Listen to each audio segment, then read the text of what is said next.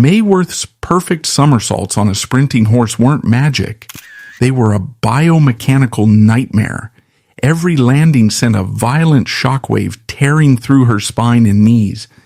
But the Ringling Circus hid this agonizing physical destruction behind bright lights and costumes, treating her body like a disposable cash register. This is the brutal truth of the hidden pain behind the greatest equestrian act in history. May Wirth was born May Emmeline Wirth in 1894 in Bundaberg, Queensland, Australia. She was the biological daughter of John Zinga, a working circus performer, and his wife, who also traveled with the troupe. From the moment she possessed the motor skills to walk, she was stripped of the standard trajectory of human childhood. There was no formal education, no stable terrestrial home, and absolutely no opportunity to develop a civilian identity. John Zinga did not approach his daughter as a parent. He approached her as a trainer, evaluating a fresh piece of biological machinery. He immediately began the aggressive, systematic physical manipulation of her skeletal structure. The training of a circus child in the 1890s was a process of deliberate, calculated anatomical intervention. Before May had even lost her primary teeth, Zinga forced her into a daily regimen of extreme physical conditioning. He began with ground tumbling, specifically the flip-flap, known today as the back handspring. To a spectator, a back handspring is a swift, dynamic movement. Clinically, it is a violent transfer of kinetic energy that requires the human spine to bend violently backwards, placing immense compressive force on the posterior elements of the vertebrae. For an adult, this requires significant flexibility and core strength.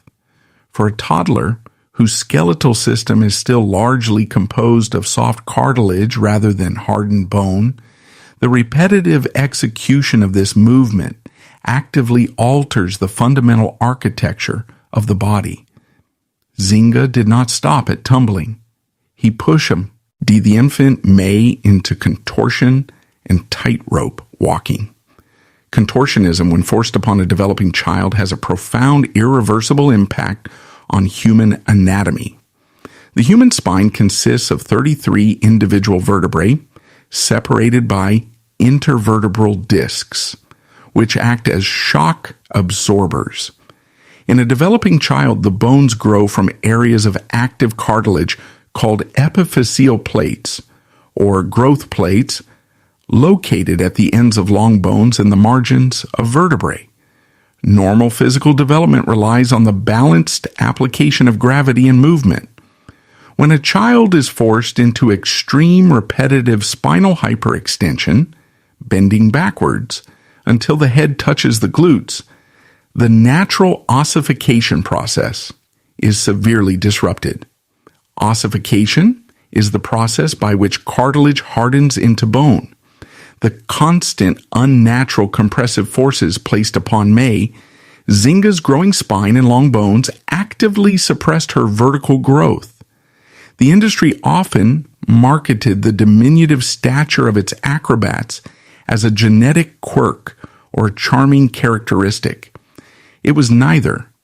It was the direct, targeted result of mechanical compression during the most critical years of skeletal development. Because of this aggressive early intervention, May would never grow taller than 4 feet 11 inches. Her growth was permanently stunted. However, in the cold clinical physics of the circus arena, this stunted growth was not a disability. It was a lethal, highly engineered advantage. A smaller, highly condensed mass possesses a significantly lower center of gravity. In biomechanics, a lower center of gravity equals superior baseline stability, a critical requirement for balancing on moving objects. Furthermore, a smaller body requires less kinetic energy to launch into the air and occupies less spatial volume when rotating through a somersault. Zynga had essentially built a highly compact, incredibly dense, and unnaturally pliable kinetic projectile. Her pliable body, forged through the agonizing sea onto torsion regimens of her infancy, became the ruthless mechanical foundation she would later use to absorb the catastrophic impacts of bareback riding. This process of biological manufacturing was entirely isolated from civilian oversight. The itinerant nature of the circus meant that child welfare laws, which were already rudimentary in the late Victorian era, were completely unenforceable. A circus was a mobile, sovereign state with its own brutal economy. Children like May were essentially raised in a high-stakes, high-mortality agricultural model. They were the equivalent of fighting animals bred and conditioned for a singular violent purpose to generate revenue for their handlers. In 1901, the structural dynamic of May's life shifted, but the exploitation merely scaled upward. Her biological parents separated. In the civilian world, a 7-year-old child in this scenario would be the subject of custody hearings and welfare interventions. In the circus economy, the separation of the Zyngas presented an opportunity for a corporate acquisition. The Wirth Brothers Circus was not a small provincial troupe. It was a massive, highly lucrative entertainment conglomerate that dominated the Australian continent and frequently toured internationally. It was a corporate behemoth that required a constant influx of fresh, marketable intellectual property to maintain its market share. When the Wirth family looked at the 7-year-old May Zynga, they did not see a vulnerable child in need of a stable home. They saw a highly optimized, pre-conditioned biological asset. They saw a child who had already survived the high attrition phase of early acrobatic training, a child whose bones and ligaments had already been successfully warped into profitable shapes. Marislis Wirth, the matriarch and a dominant operational force within the Wirth brothers' empire, formally adopted the young girl. History books and circus promotional materials frequently sanitize this event, framing it as a benevolent rescue, a heartwarming story of a famous circus family opening their arms to a talented waif. This is a deliberate corporate fiction. The adoption of May Zynga by the Wirths was a strategic asset transfer. It was a merger. The deed to her physical autonomy was simply passed from an independent contractor to a multinational corporation. She was rebranded. She was no longer May Zynga. She was May Wirth, a wholly owned subsidiary of the Wirth brothers' enterprise. Under the management of the Wirth family, the intensity of her conditioning accelerated drastically. The Wirths recognized that while contortion and tightrope walking were profitable, the highest revenue yields in the circus came from the equestrian acts. Bareback riding was the premier attraction, combining the danger of acrobatics with the unpredictable, explosive power of massive draft horses. They immediately began transitioning the 7-year-old girl from ground acrobatics to the Rosenback horse. The transition to equestrian acrobatics required a complete recalibration of her physical responses. The horses used for these acts, known as Rosenbacks because their broad, flat backs were heavily dusted with sticky pine rosin to provide traction, were not small ponies. They were massive, heavily muscled draft breeds, often weighing upwards of 1,500 pounds. They were trained to gallop in a tight, precise circle around the standard 42-foot diameter circus ring. For a child standing on the back of a galloping horse, the laws of physics are actively hostile. The horse is not a smooth platform. Its back undulates violently with every massive stride. Furthermore, because the horse is running in a continuous circle, centrifugal force is constantly pulling both the animal and the rider outward toward the wooden ring curb. To maintain a standing position on this moving biological platform, the human body must execute thousands of microscopic muscular adjustments every single second. May Wirth's stunted, highly conditioned body was uniquely suited for this trauma. Her low center of gravity allowed her to anchor herself against the centrifugal pull.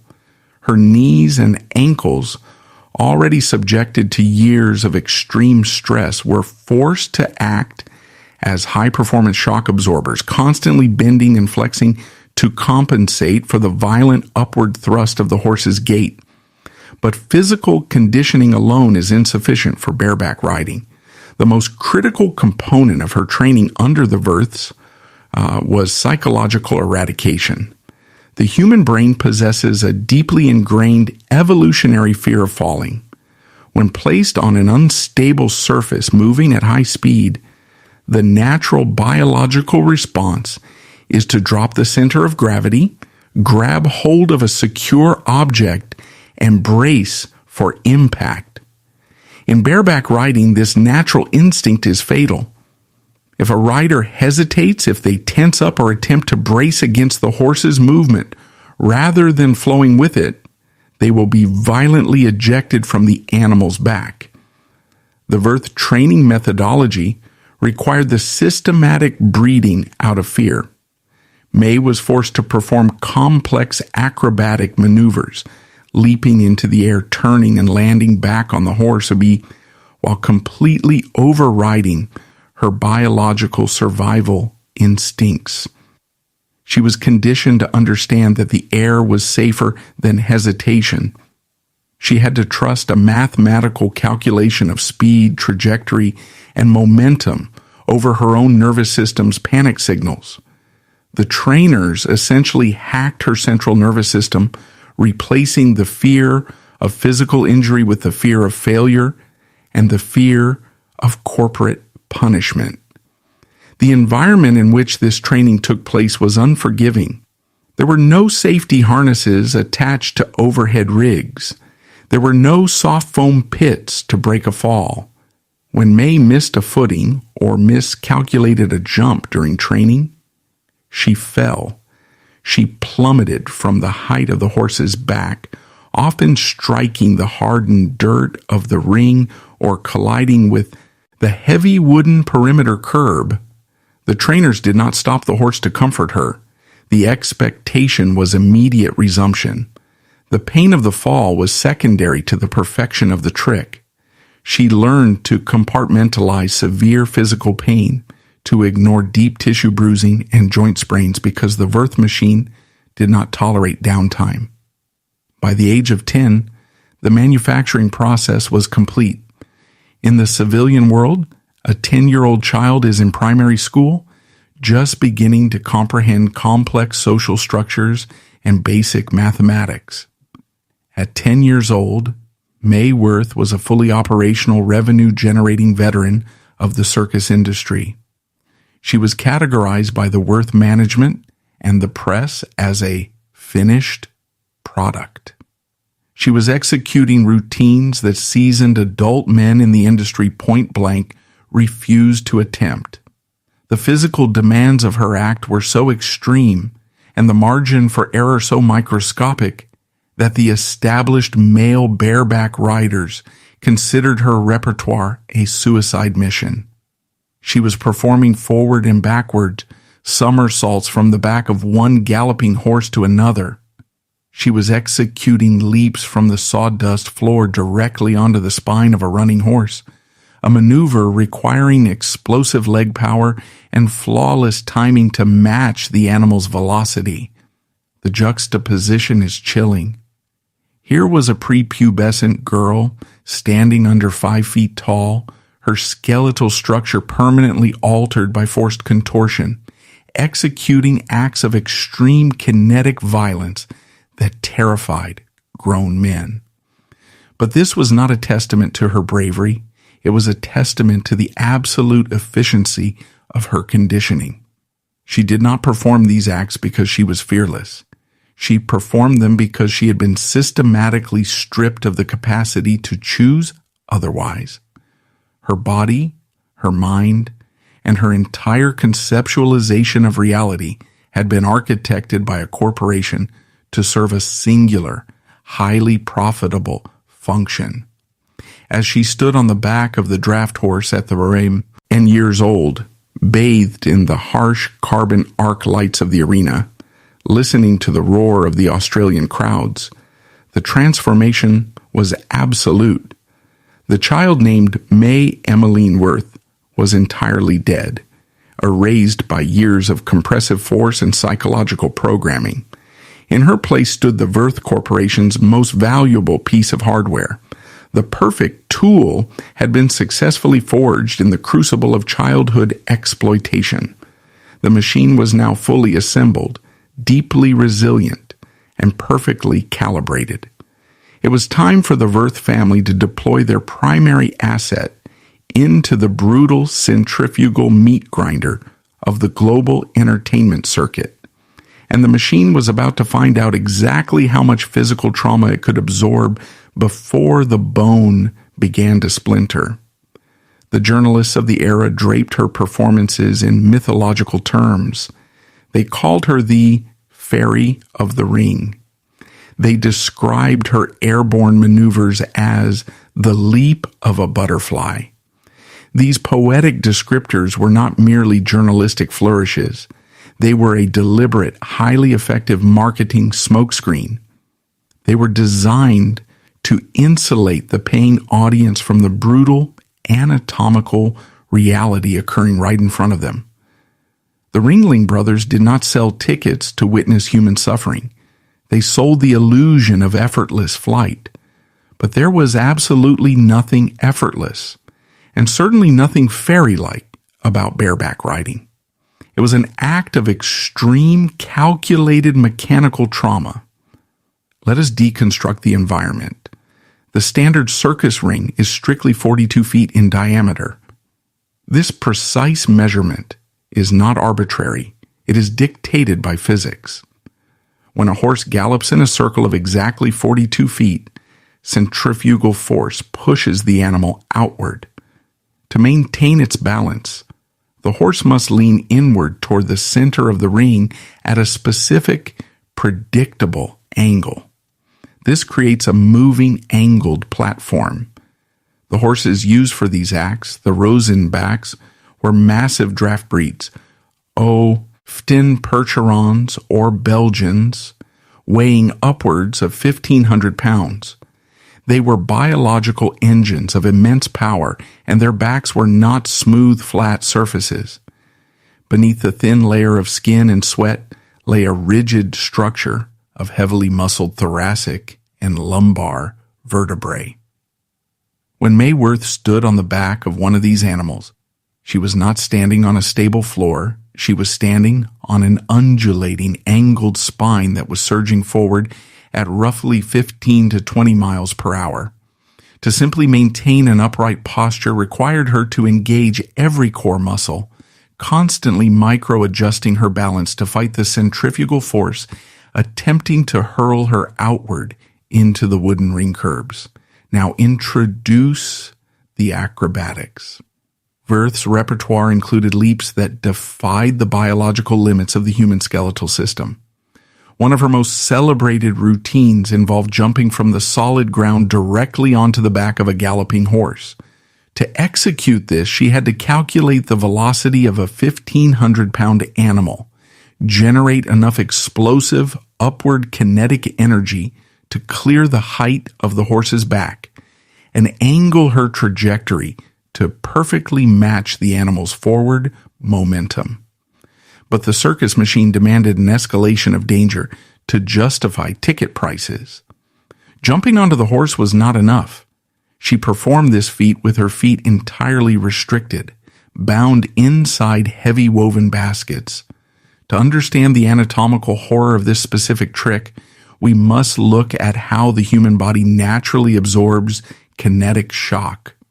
When a human jumps and lands, the ankle joint is the first line of defense.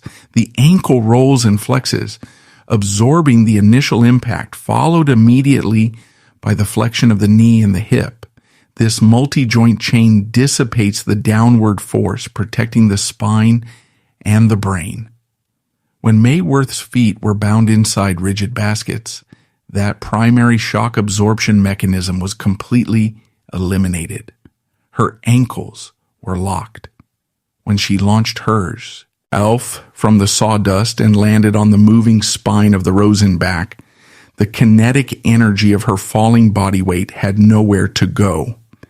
It bypassed the ankle entirely and slammed directly into the next available joints, the knees.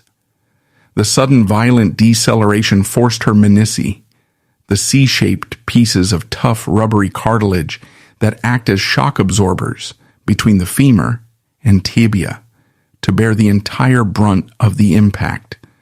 The force then traveled up the femurs and smashed violently into her pelvis and sacroiliac joints. Every single time she executed the basket leap, she was effectively taking a hammer to the cartilage in her lower body. The audience clapped, completely oblivious to the fact that they were applauding the systematic microscopic fracturing of a young woman's skeletal architecture. The violence escalated drastically when she performed her signature trick, the backward somersault from the back of one running horse to another. This was an act of absolute biomechanical insanity. Consider the physics. She is standing on horse A, moving at 20 miles per hour. She must execute a blind backward somersault. As she leaves the back of horse A, she becomes an independent projectile moving through the air. She has no control over her trajectory once her feet leave the animal. She must complete a full rotation and land upright on horse B, which is galloping closely behind. But horse A and horse B are not synchronized mechanical cogs. They are independent, living, breathing animals. Their strides are slightly different. Their speeds fluctuate by fractions of a mile per hour based on fatigue, the texture of the sawdust, or the noise of the crowd. When Wirth initiated her backward somersault, she was leaping into a mathematical void. She had to anticipate exactly where the spine of the second horse would be in 1.5 seconds. If her rotation was slightly overcranked, she would land on her neck, snapping her cervical vertebrae and dying instantly in the D, IRT. If she under-rotated, she would land on her lower back against the hardened bone of the horse's croup, shattering her lumbar spine. And even when the trick was executed flawlessly, the landing was a brutal kinetic collision. A 4'11", 100-pound woman dropping from a vertical leap, landing on the moving bone and muscle of a draft horse. The G-force of that impact is severe. It causes the intervertebral discs in the human spine to compress violently. The fluid inside those discs is placed under immense hydrostatic pressure. Over time, this repetitive compression leads to disc herniation, severe osteoarthritis, and chronic, debilitating nerve pain. The fairy of the ring was operating a body that was quite literally vibrating itself to pieces. Her act was not an art form. It was a high-stakes nightly gamble with friction, gravity, and blunt force trauma. This environment of constant extreme physical stress made catastrophic failure a statistical inevitability. The industry operates on the law of large numbers. If you subject a human body to fatal kinetic risks dozens of times a week, month after month, year after year, the margin for error eventually collapses. For May Wirth, that mathematical certainty arrived in April 1913 inside an arena in Brooklyn, New York. She was 19 years old. In the civilian world, she would be entering the prime of her youth. In the circus economy, she was already a veteran, carrying a decade's worth of hidden hairline fractures, degraded cartilage, and chronic tissue inflammation. Brooklyn was a critical market. The crowds were massive, demanding, and accustomed to high-end spectacle. The pressure to perform flawlessly was immense. During her routine, the delicate synchronization between human and animal abruptly shattered. As she prepared for a complex maneuver, the rosinback horse suddenly spooked. The precise cause, a flash of light, a sudden movement in the front row, or a sharp noise is irrelevant. The result was instantaneous biological chaos. The horse broke its highly trained rhythm and surged forward unpredictably.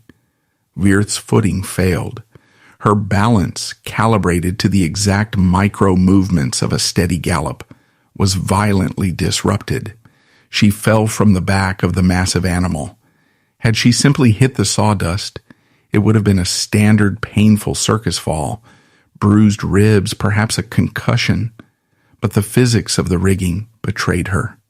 As she tumbled downward, her foot slipped and became hopelessly wedged inside the heavy leather surcingle, the thick, tightly buckled strap that encircles the horse's girth to hold the minimal riding pads in place. She did not hit the ground cleanly.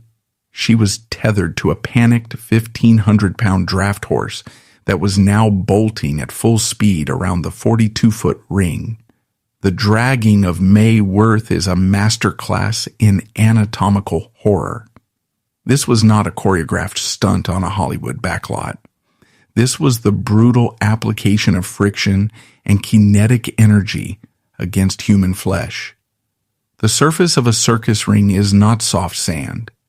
It is a highly compacted, hardened mixture of dirt, clay, and sawdust, frequently edged with heavy, solid wooden curbs designed to keep the horses in their circular path.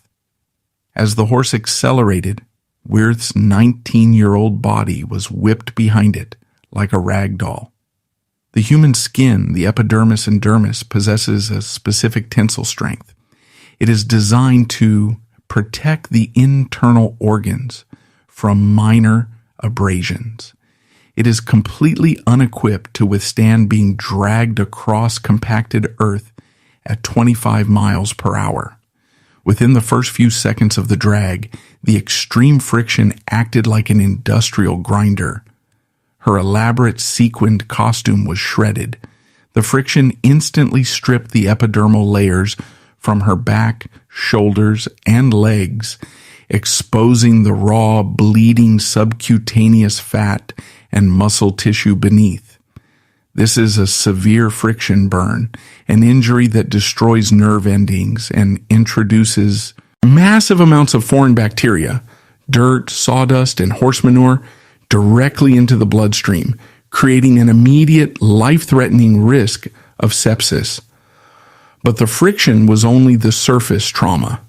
Because she was tethered by one foot, her body was subjected to violent, chaotic torque. As the horse galloped, her body bounced and slammed against the unyielding wooden ring curbs. Each impact delivered severe blunt force trauma. When her torso slammed against the heavy wooden curb, the kinetic energy transferred directly through her rib cage. Ribs fracture under this kind of lateral pressure, and the broken bone fragments threatened to puncture the pleura lining the lungs, causing a pneumothorax, a collapsed lung. Her internal organs, the liver, spleen, and kidneys, suspended in the abdominal cavity, were violently jolted, suffering deep contusions and internal bleeding. Furthermore, the mechanical stress on her joints was catastrophic. With her foot locked in the leather strap and her body mass tumbling chaotically behind, her knee and hip joints on the trapped leg were wrenched violently out of their natural alignment. The anterior and posterior cruciate ligaments in her knee were stretched beyond their elastic limit, tearing the fibers. The ball of her femur was violently rotated inside the hip socket, threatening complete dislocation and tearing the tough cartilage of the labrum. The audience in Brooklyn, who had paid to see the Fairy of the Ring defy gravity, was suddenly forced to witness the terrifying fragility of the human body. The screams echoed under the canvas as the ringmasters and grooms sprinted into the ring, desperately attempting to corner and halt the panicked animal. It felt like an eternity before they managed to seize the horse's bridle and bring the massive beast to a halt. When they finally untangled May Wirth from the heavy leather rigging, she was barely conscious. Her body was a landscape of severe lacerations, deep contusions, and wrenched joints. She was bleeding heavily into the sawdust. In any rational civilian occupational environment, an injury of this catastrophic magnitude mandates immediate aggressive medical intervention. It requires a sterile surgical environment to debride the wounds, scrubbing the embedded dirt and horse manure out of the exposed muscle tissue to prevent lethal infection. It requires weeks of strict immobilization to allow torn ligaments to scar over and fractured bones to knit back together. It dictates a recovery period measured in many months, if not years. But the Ringling circus machine did not operate on civilian logic, and it certainly did not prioritize the biological healing of its assets. The management did not look at the bleeding 19-year-old girl and see a medical emergency. They saw a disruption in their supply chain. They saw a highly lucrative piece of intellectual property temporarily offline. The medical care she received was rudimentary at best, focused entirely on rapid symptom suppression rather than structural healing. The deep dirt-filled lacerations were likely swabbed with harsh, agonizing antiseptics like iodine, packed with heavy gauze and tightly bound. The severely sprained joints were wrapped in rigid tape to artificially restrict movement. Pain management consisted of swallowing rudimentary chemical analgesics.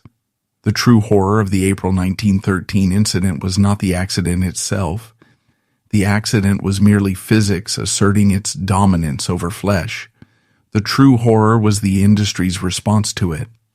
As May Wirth lay in a cramped, unventilated train car, her wounds festering, her joints screaming in agony, the corporate ledger was already dictating her return. The circus management did not ask if she was healed. They only asked when she could stand. The machine had heavily invested in the Fairy of the Ring, and it demanded its return on investment. The flesh was temporary, but the contract was ironclad, and the schedule, as always, had absolutely no room for human recovery.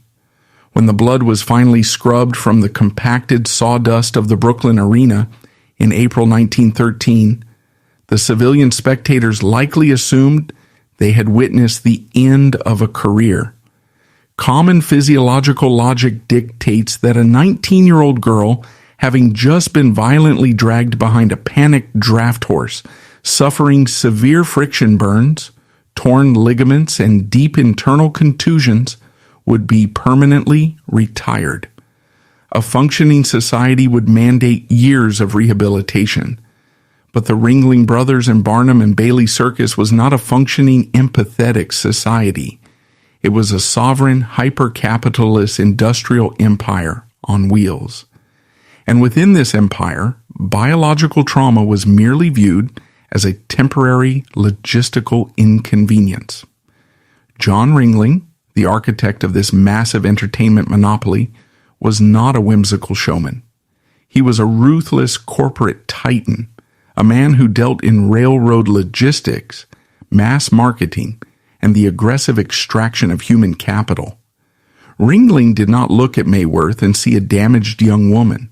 He looked at her and saw a highly lucrative piece of intellectual property that was currently offline, bleeding into his profit margins. When Ringling secured Wirth's contract, the press framed it as the ultimate ascension, the crowning of the queen of the bareback riders. The reality was a descent into a far more efficient, high-yield meat grinder. Ringling's entire corporate strategy was predicated on maximum asset utilization. The daily overhead cost of moving thousands of employees, hundreds of animals, and miles of canvas via a private train fleet was astronomical. To feed this colossal machine, the star attractions had to generate massive, localized revenue in every single city, without exception. The Ringling machine did not offer May Wirth freedom, wealth, or security. It offered her a golden chain, and that chain began to pull with terrifying speed immediately after the Brooklyn accident. The severe friction burns she sustained across her back and shoulders had stripped away the epidermis entirely, exposing the raw musculature beneath. In modern medicine, injuries of this nature require extensive skin grafting and months in a sterile burn unit to prevent lethal sepsis. The torn ligaments in her knees and hips required strict immobilization to allow the collagen fibers to bridge the gaps and scar over.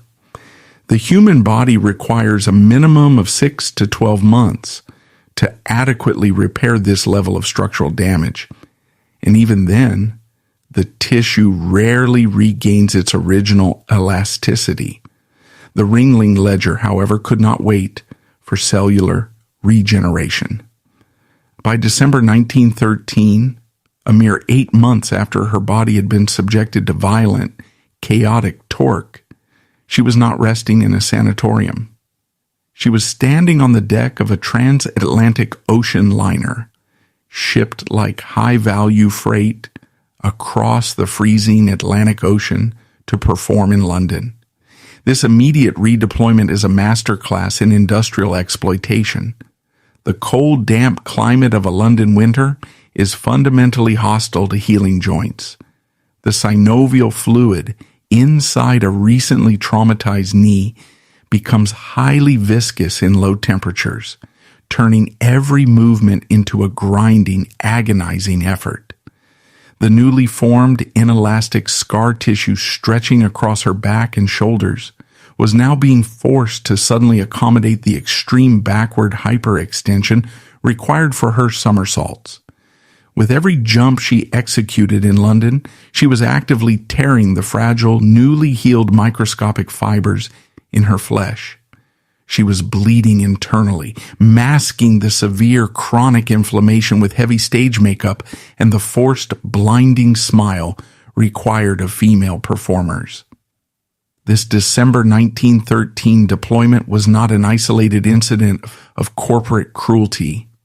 It was the establishment of a permanent, inescapable baseline.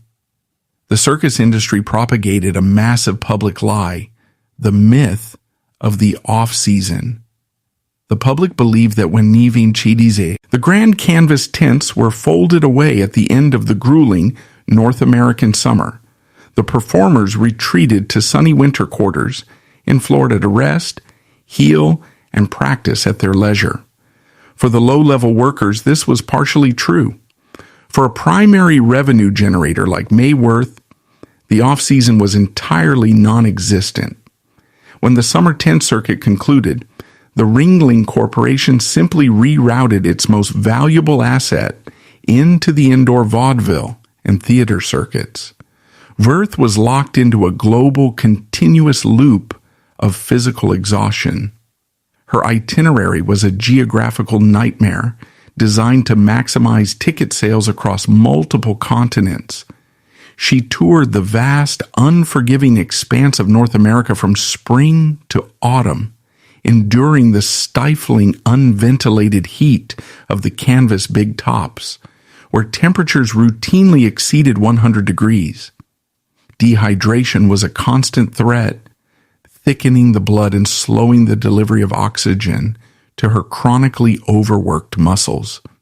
As soon as the American autumn arrived, she was packed onto trains and ships, crossing borders to perform in the United Kingdom, navigating the grand indoor arenas of Europe, and frequently undertaking the massive, exhausting trans-Pacific voyage back to her native Australia. She was constantly shifting between extreme climates, battling severe chronic sleep deprivation, and attempting to maintain elite, high-velocity athletic performance on a diet dictated by the erratic schedule of early 20th century travel. But the most physically destructive aspect of the winter vaudeville circuit was the environment itself. In a traditional circus tent, the 42-foot ring is filled with a deep, specialized mixture of dirt, clay, and sawdust. This surface, while hard, possesses a microscopic degree of yield. It offers a fraction of shock absorption when a massive draft horse gallops across it or when an acrobat lands upon it. Vaudeville theaters and indoor music halls were not designed for equestrian acts. They were designed for actors and musicians. The floors were constructed of solid, unforgiving hardwood suspended over concrete or heavy joists. When Wirth performed her indoor winter shows, a thin superficial layer of dirt or coconut matting was hastily thrown over these wooden stages to provide minimal traction for the horse's hooves. The biomechanical consequence of this was catastrophic. When Wirth executed her signature forward leaps and backward somersaults on these theatrical stages, the kinetic shock was magnified exponentially. The solid wooden floor offered zero kinetic dissipation. The massive downward force of the galloping horse, combined with the G-force of her landing, transferred the energy directly back up through the animal's spine and straight into Wirth's legs. Her shattered knees, her compromised sacroiliac joints, and her compressed lumbar vertebrae were forced to absorb the absolute maximum threshold of mechanical stress. She was operating a biological machine that was never given the opportunity to cool down. She was trapped in a continuous 12-month cycle of kinetic loading. If she complained, if she requested a season of rest to allow the microfractures in her tibia to calcify, she risked breaching her ironclad contracts. The management held the ultimate leverage. They controlled her access to the only world she had ever known. They weaponized her own deeply ingrained psychological conditioning against her. The child who had been taught that failure meant corporate punishment was now an adult who believed that stopping meant complete eradication of her identity. The financial numbers surrounding her act strip away any remaining illusion of glamour and reveal the cold, hard mathematics of her exploitation. By the early 1920s, May Wirth was recognized globally as a peerless commodity.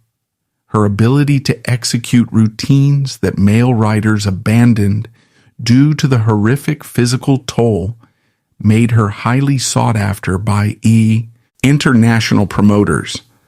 In 1922, the legendary British circus proprietor Bertram Mills decided he needed a marquee attraction to anchor his prestigious winter season at the Olympia Exhibition Centre in London.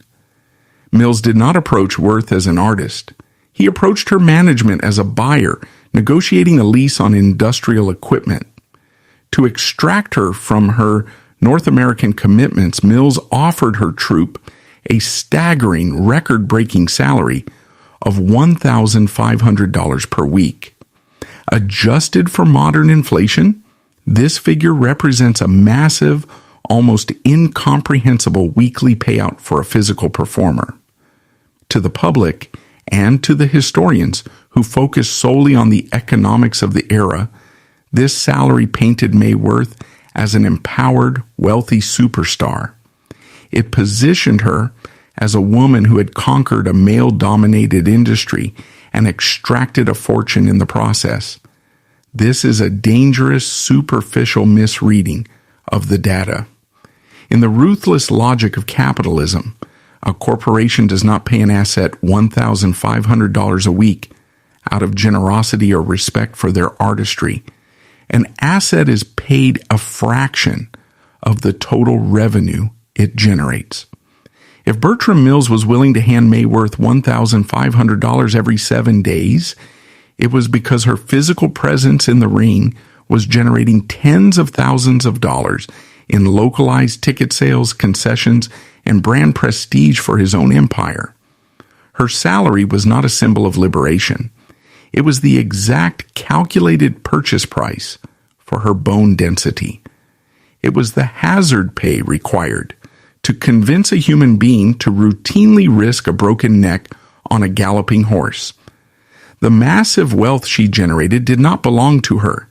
It flowed upward, filling the coffers of John Ringling, Bertram Mills, and the massive corporate syndicates that owned the canvas and the steel. She was merely the highly compensated mechanism of extraction. She was the golden link in their capitalist chain.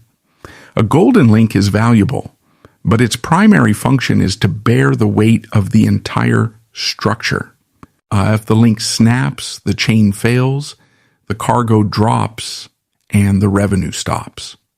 Therefore, the tension on the golden link is never relaxed. It is pulled tighter and tighter, maximizing its utility until the exact moment of structural failure. We do not have to rely solely on medical deduction to understand the reality of this grinding environment. The historical record provides eyewitness testimony from the very center of the Ringling machine. Merle Evans, the legendary, long-serving bandmaster of the Ringling Brothers and Barnum and Bailey Circus, possessed a unique vantage point. Perched on the bandstand, directing the tempo of the show, Evans watched every act every night for decades. He saw the performers not as they appeared on the promotional posters, but as they were in the raw, unpolished moments before the spotlight hit them. Evans directed the music that masked the sound of tearing cartilage and heavy, desperate breathing. He knew the precise millisecond a trick was supposed to land. He saw the exhausted eyes, the limping walks from the dressing tents, and the instant, agonizing transformation into the smiling, flawless performers the second they crossed the curtain line. When later asked about the work ethic and the lifestyle of the Wirth troupe during their peak earning years, Evans did not speak of their glamour, their wealth, or their artistic brilliance. His assessment was stark, clinical, and devoid of romance. He stated simply, "They worked continuously. They always had an awful lot of work." That single sentence, delivered by a man who lived inside the belly of the circus machine, is the most damning indictment of the industry. Worked continuously is not a badge of honor. In the context of extreme kinetic acrobatics, continuous work is a death sentence. It is a biological impossibility sustained only by the heavy application of painkillers, the suppression of basic human survival instincts, and the constant, terrifying threat of losing one's livelihood. May Wirth was caught in an accelerating centrifuge. The more money she made for her owners, the more heavily they promoted her. The more they promoted her, the more the public demanded to see her. The more the public demanded, the less time she was permitted to rest. The $1,500 weekly salary in London was not a peak. It was an anchor, dragging her deeper into a schedule that was actively dissolving the connective tissue in her joints. Every time she stepped onto the back of the Rosenbach horse, she was making a terrifying gamble. She was betting her spine, her knees, and her life against the structural fatigue of her own body.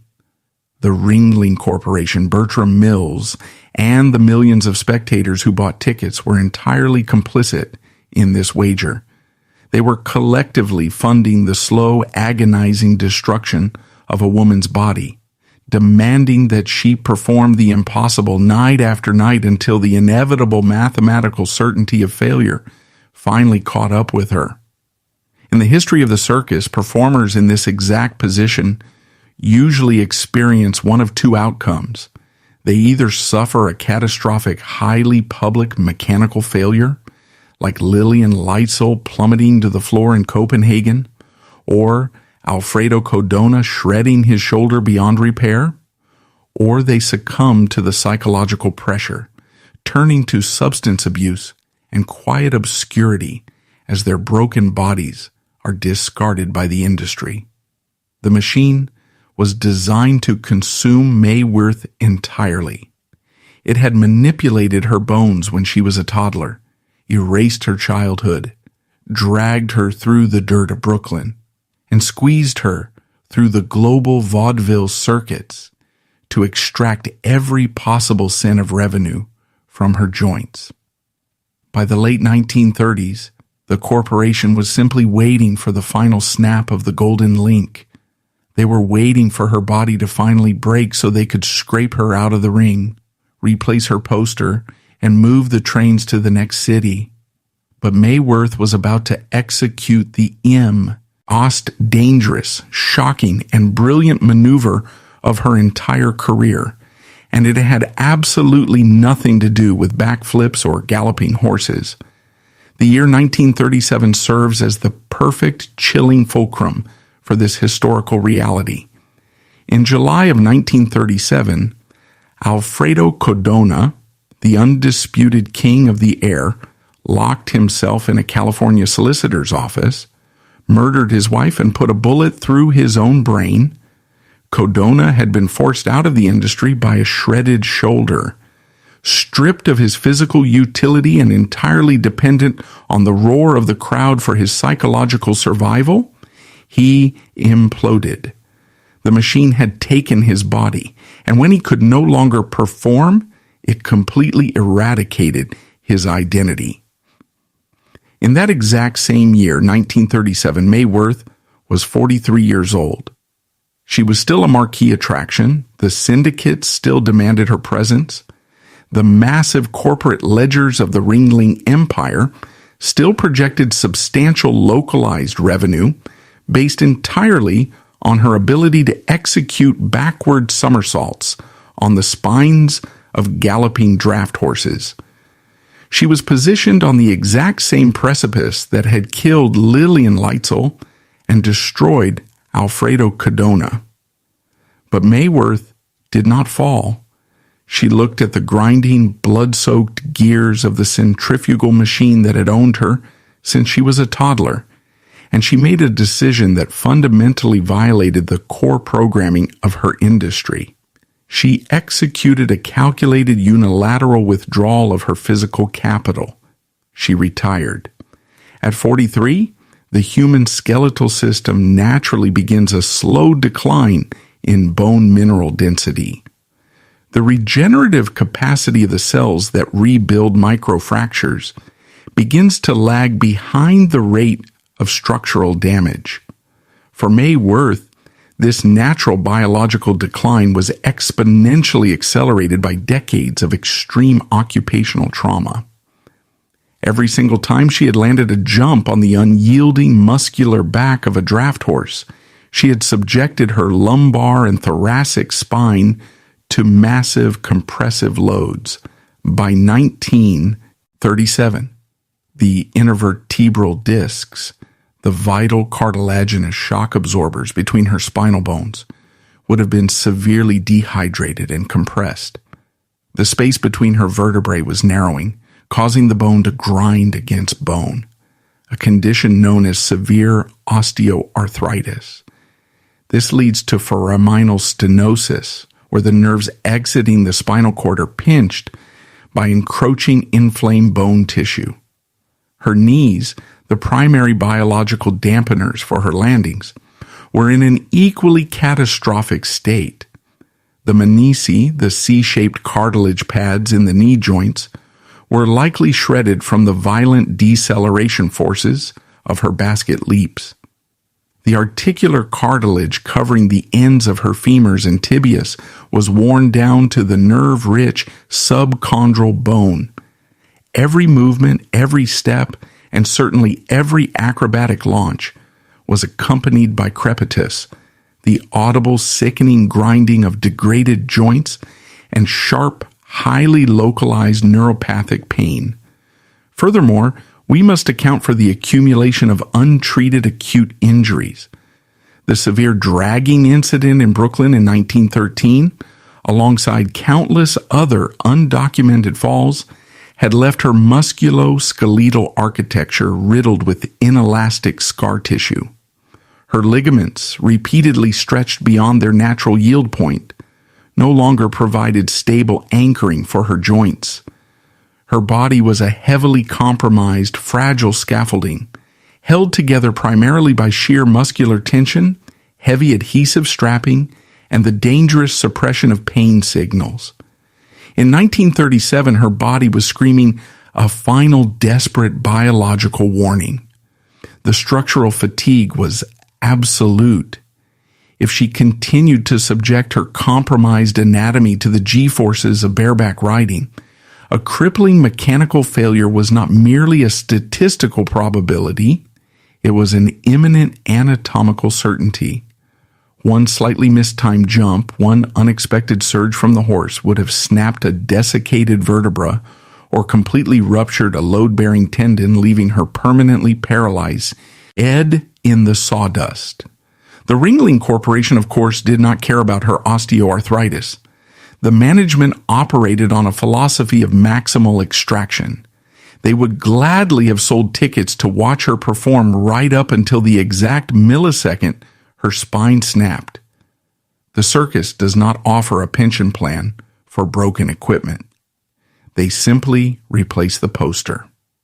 The true miracle of May Wirth is that she listened to her biology rather than her conditioning. From the age of 7, the Wirth brothers conglomerate had systematically attempted to eradicate her biological survival instincts. She had been programmed to believe that physical pain was irrelevant, that the show superseded personal safety, and that her entire worth as a human being was intrinsically linked to her capacity to generate applause. Performers who are subjected to this level of deep psychological conditioning rarely possess the cognitive ability to uncouple their identity from their occupation. The applause acts as a powerful neurological narcotic. It triggers massive artificial floods of dopamine and adrenaline that temporarily mask the chronic physical agony. To voluntarily step away from the center ring is to voluntarily subject oneself to severe psychological withdrawal. It requires stepping into a terrifying void of silence, where you are no longer a living god, but simply an exhausted, aging civilian with chronic joint pain. This is precisely the void that Alfredo Cadona could not survive. But May Wirth possessed a psychological resilience that matched her physical endurance.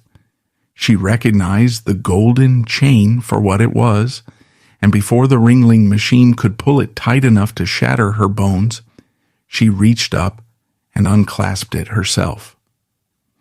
Her retirement in 1937 was not a quiet fade into obscurity. It was a profound, aggressive act of industrial defiance. By walking away while she was still a massive box office draw, she actively deprived the capitalist syndicates of their anticipated revenue. She reclaimed the deed to her own flesh. She essentially looked at the most powerful entertainment monopolies on earth and declared, "You have extracted my childhood, you have ground down my cartilage, and you have monetized my blood, but you cannot have my life." The transition from international superstar to civilian is a notoriously lethal phase for extreme performers. Without the rigid dictatorial schedule of the circus trains and without the nightly chemical rush of the performance, many artists collapse into severe depression, alcoholism, or financial ruin. They discover that beneath the sequined costumes, there is no foundational human identity left to sustain them. May Wirth systematically dismantled this tragic cliché. She did not fall into despair. She did not seek out the dangerous synthetic validation of the press. She executed a clean, absolute severing of her ties to the performance arena. She and her husband, Frank White, who had operated as her manager, relocated to New York and subsequently retired to the quiet, predictable climate of Florida. This post-circus existence is the ultimate proof of her victory. She proved that the circus management had failed to completely colonize her mind. Despite being raised in an environment that treated her exclusively as a revenue-generating tool, she had secretly preserved a core civilian self. She transitioned into a role on the administrative and organizational side of the industry, utilizing her vast, unparalleled logistical knowledge of circus operations, without ever again subjecting her physical body to the meat grinder. She lived an exceptionally long, quiet, and healthy retirement. This fact alone is a statistical anomaly in the context of her peers. She outlived the ringmasters who yelled at her, the corporate titans who exploited her, and the vast majority of the performers she shared the canvas with. Those who had the opportunity to interview her in her later years were struck by a profound sense of trauma.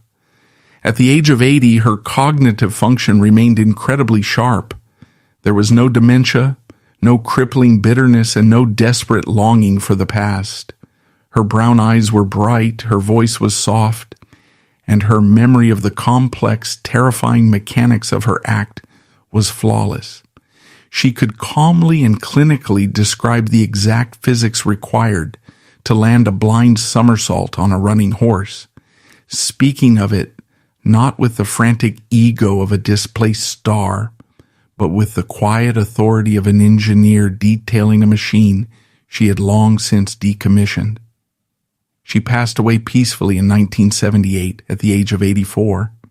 Her body simply reached its natural biological conclusion, safely housed in a quiet room, entirely free from the roar of the crowd, the smell of sawdust, and the demands of the corporate ledger. The historical legacy of May Wirth requires a radical reevaluation. She was inducted into the Circus Hall of Fame in 1964, celebrated for her technical brilliance, her flawless balance, and her record-breaking salaries. But celebrating her purely for her acrobatic output is a fundamental disservice to the true nature of her survival. It inadvertently glorifies the very system that attempted to destroy her. May Wirth's true significance lies in her function as a mirror, reflecting the darkest, most exploitative mechanics of the entertainment industry. She forces us to confront the uncomfortable reality of what the public was actually purchasing when they bought a ticket to the big top. They were not buying magic. They were funding the systematic biomechanical destruction of a human being. Her story is a clinical dissection of how a human body is transformed into a flawless money-making tool. But her ultimate triumph was her refusal to remain a tool until she broke. She stands as a powerful, enduring metaphor for bodily autonomy and psychological resilience. She proved that a human being can be born into a deeply toxic, highly exploitative cyst, be subjected to decades of physical and psychological manipulation, and still retain the critical clarity required to recognize the cliff edge before they are pushed over it. May Wirth looked at the relentless grinding gears of the centrifugal machine. She understood the mathematical certainty of her own destruction if she remained within it. She delivered her final flawless performance, stepped off the rosin-back horse and simply walked out of the tent. The Ringling brothers possessed her youth. The audience consumed her cartilage. But May Wirth kept her life. She proved that the most powerful, defiant thing a perfectly engineered machine can ever do is choose to turn itself off.